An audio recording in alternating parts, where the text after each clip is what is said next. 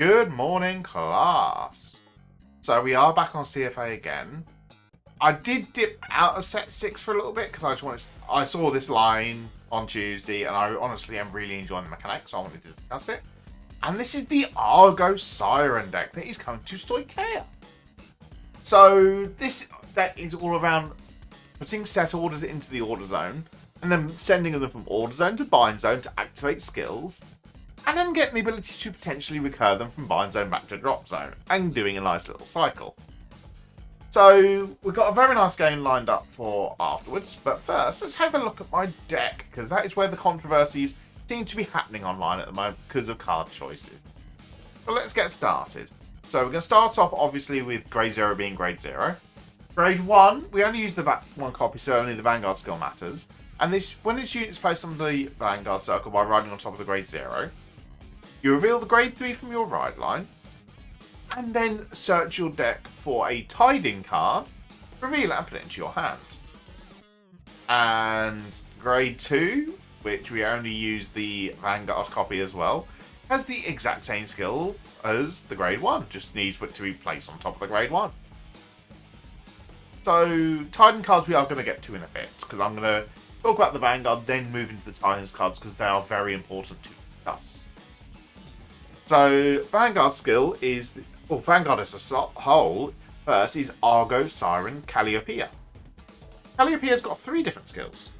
First one being, continuous Vanguard circle. During your turn, if your bind zone has 1 or more different Tiding cards, this unit gets 5 pounds in power. If it has 2 or more different Tiding cards, all of your front row units get power plus 5,000 instead of this unit. So, second skill is the Act Vanguard Circle. Once a turn, you can discard a card from your hand, choose a Tiding card from your drop zone, and put it into the order zone. And third skill is Auto Vanguard Circle. Once a turn, when this unit attacks a Vanguard, you can counterblast 1, choose a Tiding from your order zone, and bind it. Then, if your opponent's Vanguard is grade 3 or greater, you can Energy Blast 3, and choose 2 Tidings instead of 1. So, as you could very likely tell from Calliopeia's skill, the Tiding cards are our set orders. So, really interesting mechanic. So, as I've said in the previous blurb, Calliopeia on attack will counterblast 1, bind 1, then Energy Blast 3 to bind a second one if your opponent's Vanguard's grade 3. So they have actually balanced it well in the fact of you're not getting to spam murder your opponent and nuke them before they reach grade 3, which is what we want in the format. We don't want the rushing, beating down, dying quickly situation. Having the ability to control the tempo and actually reward thinking through your plays is honestly very good for the deck. Just quickly, we have obviously gone for Stoicheia Overtrigger. I'm choosing the pretty one because I like the art. 7 crits, 4 fronts, and 4 heals. Went for the character ones because it was easy to pull them out. Plus, I don't have the SIRs on CFA. But before we dive into any units, we are going to quickly cover these 2 Tiding cards that we discussed about. Because once you see what the Tiding card, we can start to form a game plan. First one is the grade 1 Tidings order, which is the Catharos Ode. And this has got the play with Soul Blast 1 if you've got a Vanguard with Argo Siren in its card name. So, auto, when this unit is put into the order zone, look at the top 7 cards of your deck, choose up to 1 card from among them, and reveal it. Put it into your hand if it's a Tiding card, and then call it to rearguard if it's an Argo Siren in its card name, and grade less than or equal to your Vanguard. Then you shuffle your deck. And the second part is when this card is bound from the order zone, by the ability of your grade 3 or greater Vanguard with Argo Siren in its card name, choose one of your rear guards and stand it. So, really interesting here, because it's only checking for the Argo Siren name, and our grade 1 and grade 2 are also Argo Sirens, we can play these as early as turn 1. And in my list, obviously, I don't actually run any main deck Argo Sirens as a whole. So the top 7 check is only going to be looking for your grade 3 Tidings order. So that skill isn't as important. The restand is really good because obviously it helps enable our multi-attacks. It's the only order we can actually play if we're going first on a grade 3 turn. So we do need to find that instantly. So the way I normally play this deck is I use the grade 1 and the grade 2 to find both copies of Cathlarus Ode, unless I've already got one in hand. But then obviously at that point you grab the grade 3. So you can place down grade 1 on turn 1, the grade 2 one on turn 2, setting up ready to pre-bind those. The key thing to also note is the skill to check top 7 is a put skill. So if it's put into order zone by our Calliopeia, who doesn't actually play it, she puts it, we still get that top 7 check. But before we go too far, we do need to discuss the other Tidings order. Obviously we have 2, and this is the Kianos Orcos. So this again can be played with Soul Blast 1 if you have a Vanguard with Argo Siren in its card name. This has got the skills of also, when this card is put into the order zone, search your deck for up to 1 tier dragon, pull it to a rearguard circle and shuffle your deck. And then the second skill, which is the bound skill, is when this card is bound from the order zone by the ability your grade 3 Vanguard with Argo Siren in its card name. If your opponent's Vanguard is grade 3 or greater, choose one of your Vanguards and it gets the skill, auto Vanguard circle. At the end of the battle this unit attacked. If this unit did not stand by a card ability this turn, stand this unit, and then increase or decrease this unit's drive check to 1 until end of turn. So this is really good because this allows us to get a extra drive check. It is worded with the increase or decrease to 1, so the likes of Gather Upon Me, You Wandering Souls, which was shown in the past to be abusive with Mushi King, who got a restanding Vanguard that went -1 drive, so you'd get 5 drive checks total. This balances it out, removes the, oh, I'm going to swing hard, get multiple triggers and go ham. This now means, oh, I've got to think about what I'm guarding with, what I'm pushing with, all that kind of stuff. So it creates more thought into the game, which is really good. Plus, grabbing tier dragons is very nice as well. What tier dragons are we running? Well, when we say tier dragons, everyone instantly jumps to that same one tier dragon, and we are actually running him in this. This is the Blue Artillery Dragon Inlet Pulse Dragon. First skill we are going to ignore because it needs a Flagbird Dragon Vanguard, which we don't have. We are using it for the second skill, which is at the end of your turn. The total number of attacks this turn is 4 or more. Cost, put this unit into your soul and draw a card. That is literally all it's here for. It fills up our soul, which does actually become a very desperate resource. If we're soul blasting for the grade 1 turn, we're soul blasting for the grade 2 turn, and we're soul blasting for the grade 3 turn, we have no soul. So getting some soul in, just in case we do need to play an order on turn 4 and don't find our Persona Ride, is actually very useful to have. The draw is a bonus, and it helps the deck out versus the Mass Retire / Link Joker matchups, because we're clearing our board off. But that's not the only only tier dragon. It's not the only inlet pulse. It is the only inlet pulse. We do run more tier dragons, like the grade 3 support card that actually came out for it, which is the Stunning Wave Dragon. This has got 2 skills. This is got the first skill is when this unit is placed on rearguard circle from either your deck or your hand.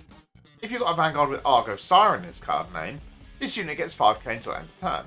Then you can Count Blast 1 or Energy Blast 3 to draw a card. And also rearguard circle. Once a turn, when this unit attacks, you may have this unit gain 5k power until end of turn. If you do, at the end of that turn, retire this unit.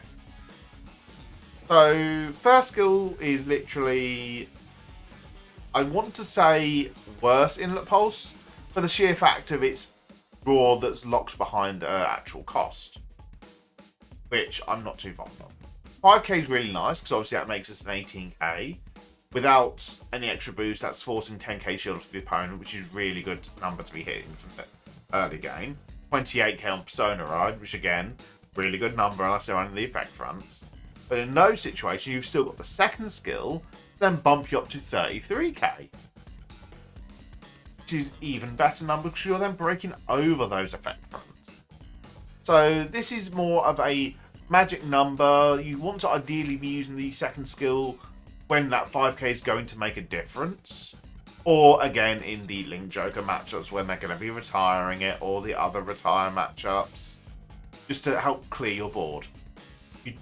Because of that first skill saying obviously deck or hand, we don't worry so much about running orders that call from drops, such as Spiritual Body Condensation and In the Dim Darkness of Frozen Resentment, because we wouldn't then get that Energy Blast 3 draw.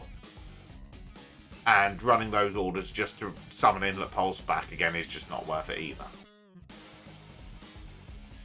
Because we're running those grade 3s, obviously our Regulus piece is going to actually be Forbidol, because we can play Forbidol to grab Inlet Pulse and our Stunning Wave Dragon, draw the Stunning Wave, end phase, draw the Inlet Pulse, so it turns Forbidol Surrogate into a draw 2. And if we've not used the Stunning Wave skill to retire itself, we then get to keep a unit on board on top of that, which is really good plussing.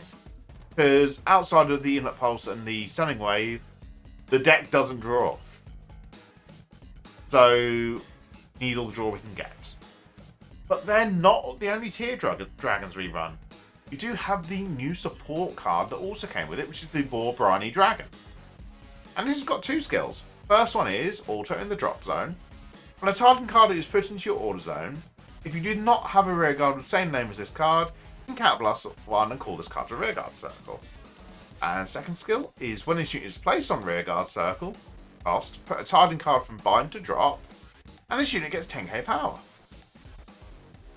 So we've got a 20k attacker on turn 4, because obviously we won't have the order in our bind on turn 3.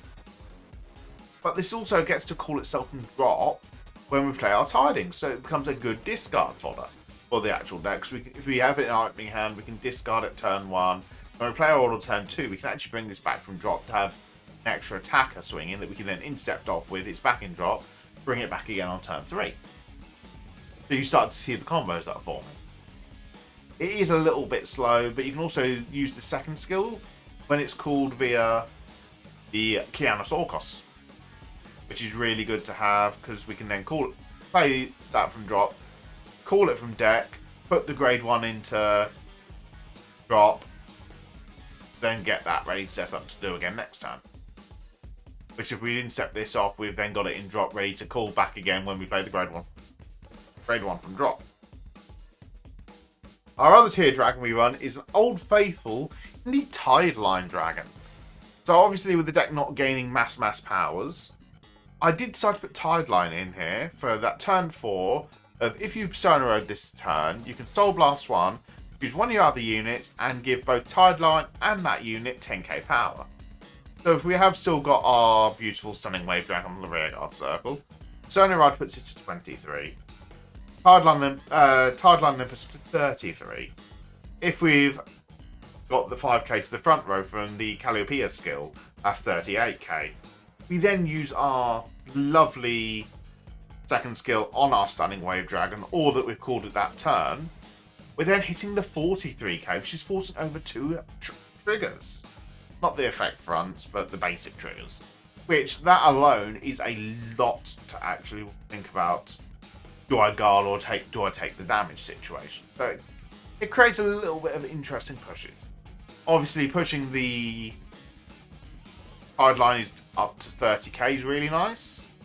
There's obviously 10k Persona, 10k from that 30, 5k from the front row from Calliopeia, plus an 8k booster on the top, because why not?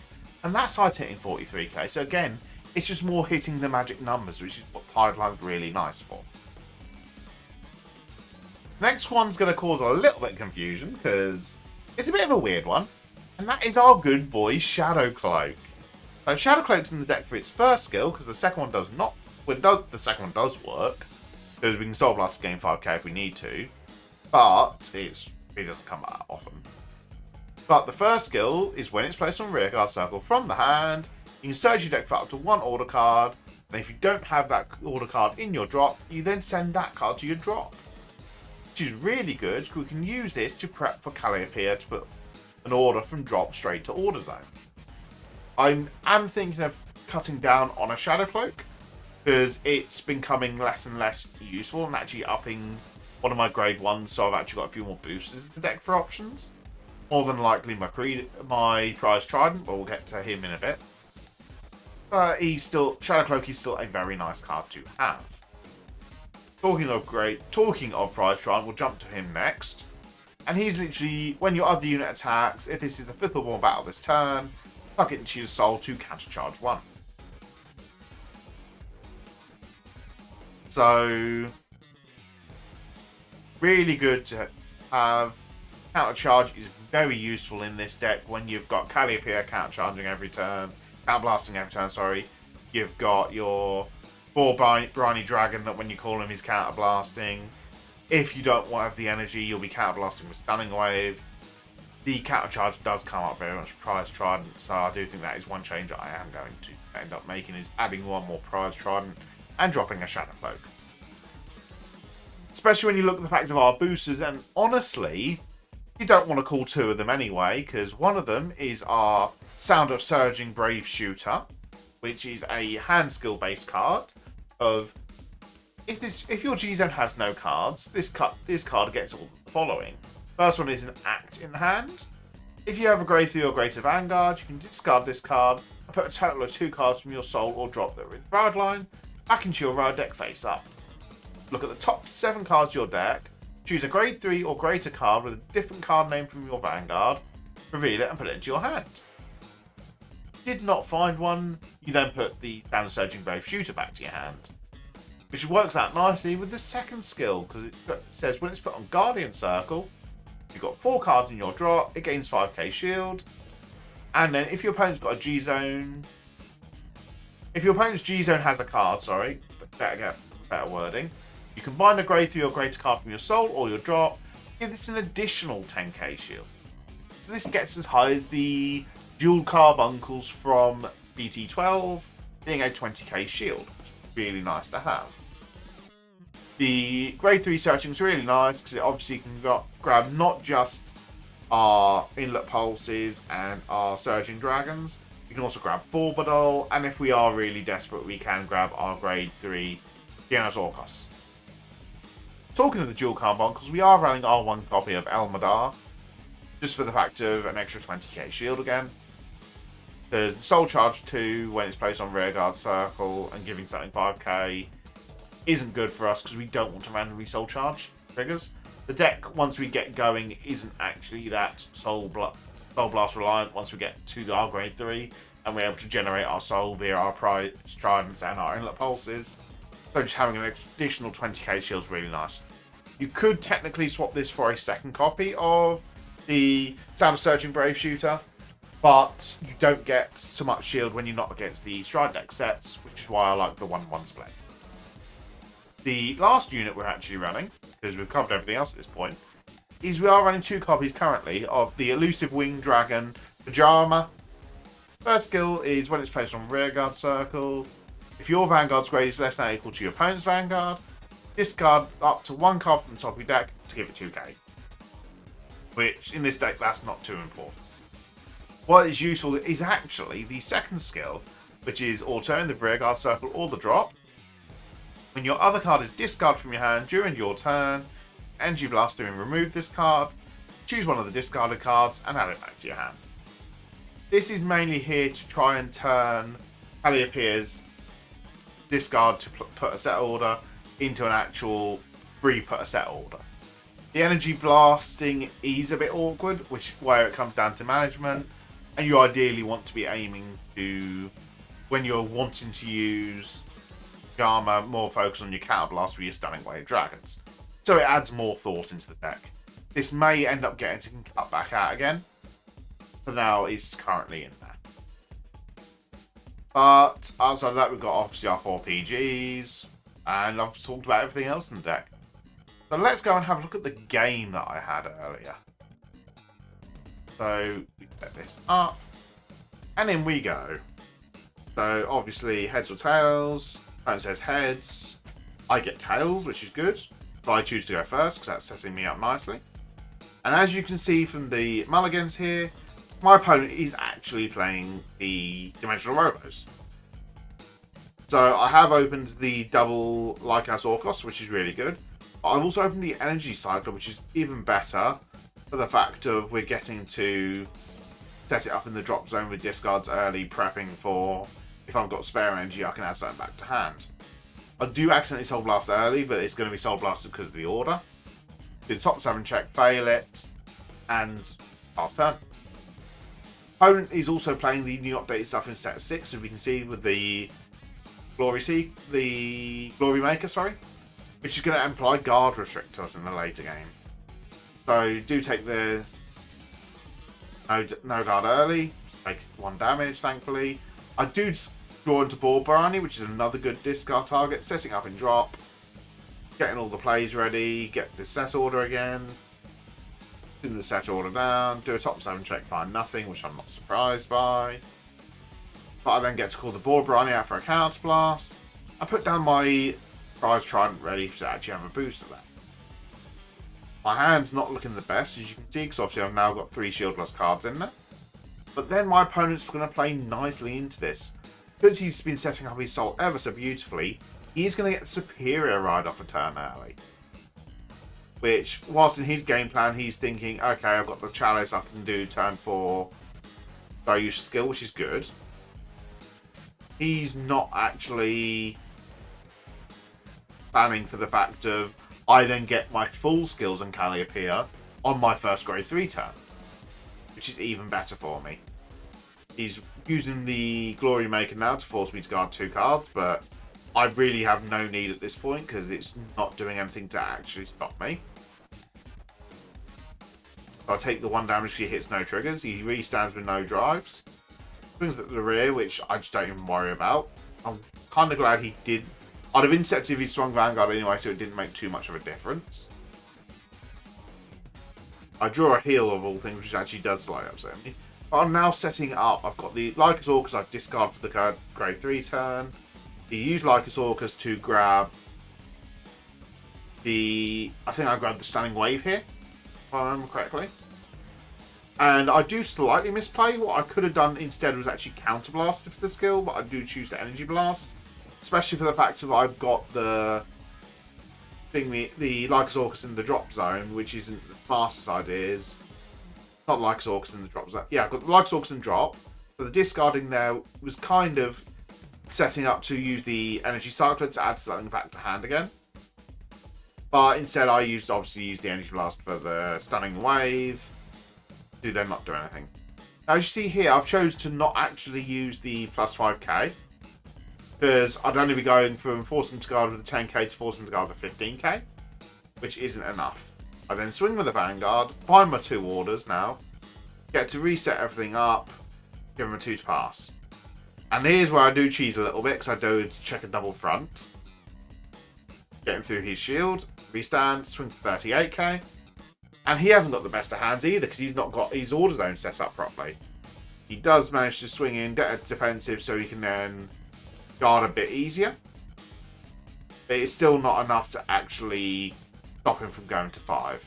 End phase, I do get the infinite pulse draw.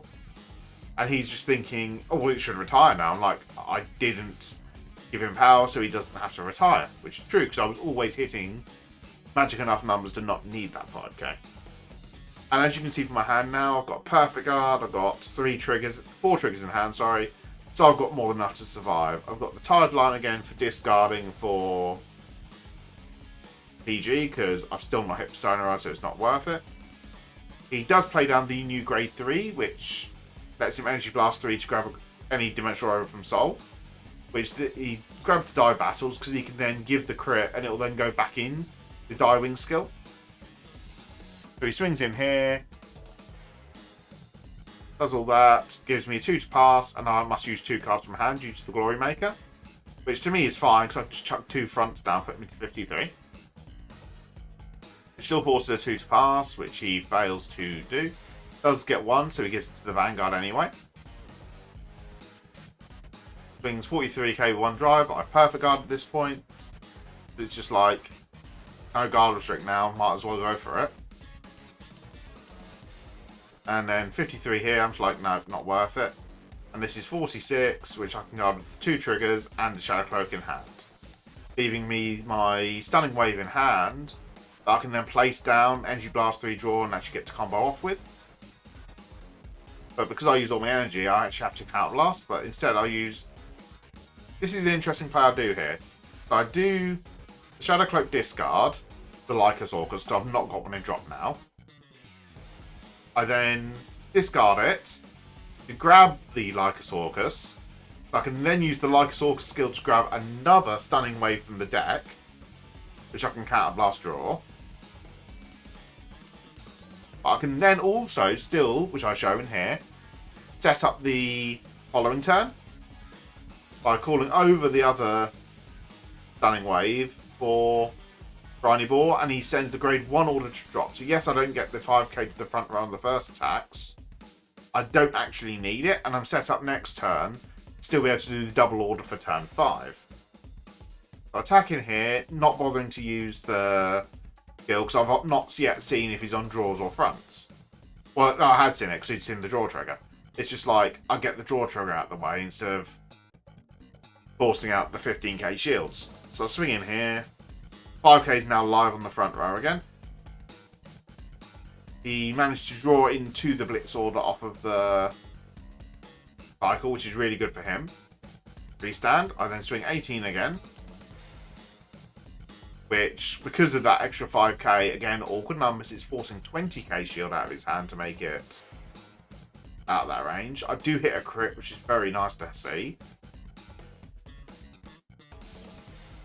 I then swing in here, 38, giving the skill this time. Because it's that awkward number again. Saying it's not enough, because diving needs 3 bases to get the extra 15 shield. The extra 10 shield. But because he didn't hit the base in the order zone, because he had to use the Gratias Gradule, he never actually got the ability to put that online, which... I honestly feel that he tried to push too quickly with the Persona Ride. I'd got a big enough hand, and he'd seen that I'd got the double front. It just wasn't worth it. So I do feel he rushed that a bit too early. He could have taken his time, saved the Gradule, put the set order in, and actually prepped a bit more. Which, if he'd have done that, I don't think I'd have actually killed him, and he'd have killed me the following turn. Because you can see from my hand, I've got a PG, a 15k shield, and a Shadow Cloak. So I've still had to guard all his stuff for stupid, awkward numbers. Overall, Argo Siren is a very interesting deck to play. My issue with the deck is that there's just not enough draw power in the deck. Because having to discard every turn for the Calliopeia, because he's going to be every turn, is not good. Especially when the fact of you can't run the energy cycles. You can't run the set 10 cycles that Soul Blast bottom deck and draw when they discard in the ride phase. Because you just don't have the resources to play either of those. So I do hope the cycles, the Triple Rare cycles they've announced for set 7 that we're getting on Tuesday, do help the deck out a bit. But honestly, as a Wave 1 deck, this is very good to have. I am going to quickly touch on, let me back out of this, the grade 1 that I chose not to run. And that is due to the fact of it's an extra counterblast cost. And that is the double rare for the deck, which is actually an Argo Siren Rearguard in Sinel. And Sinel, when she's placed from anywhere, will let you counterblast 1, search your deck or drop for a Tidings order, and put it to your hand. And then it becomes a 13k booster when your opponent's Vanguard is grade 3. Which, to me, A, the second skill's too slow, and B, more counterblast in a deck that's already highly counterblasting, just not good enough. So, I do feel they overcosted that card because of they're trying to do this reducing the power creep, which I will be intrigued to see how well it goes. But that is going to be it for this video. If you haven't done so already, please do like and subscribe. It very much does help the channel. And I shall catch you guys in the next video. Bye bye.